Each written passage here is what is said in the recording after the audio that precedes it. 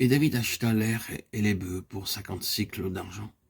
David bâtit là un autel à l'Éternel, et il offrit des holocaustes et des sacrifices d'action de grâce. Alors l'Éternel fut apaisé envers le pays, et la plaie se retira d'Israël. De Samuel 24, 24 et 25. Il y eut encore un jour heureux dans l'histoire de David. Ce fut lorsque Dieu l'amena à l'ère d'Aravna, le Jébusien.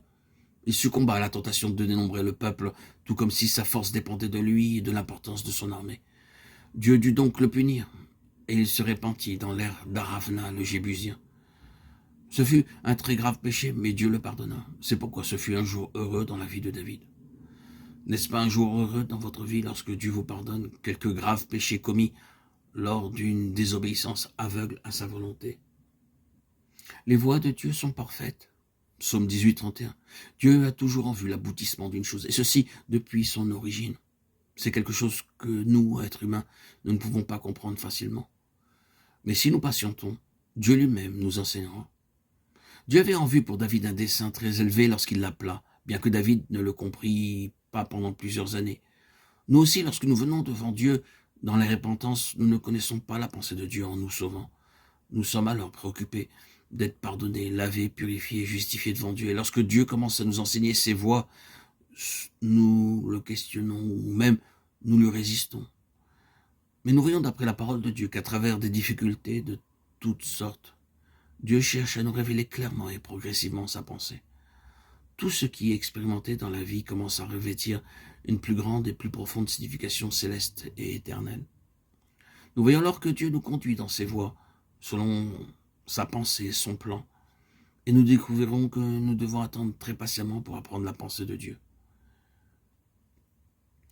Considère maintenant que l'Éternel t'a choisi afin que tu bâtisses une maison qui serve de sanctuaire. Fortifie-toi et agis. David donna alors à Salomon, son fils, le modèle du portique et des bâtiments, des chambres du trésor, des chambres hautes, des chambres intérieures et de la chambre du propitiatoire.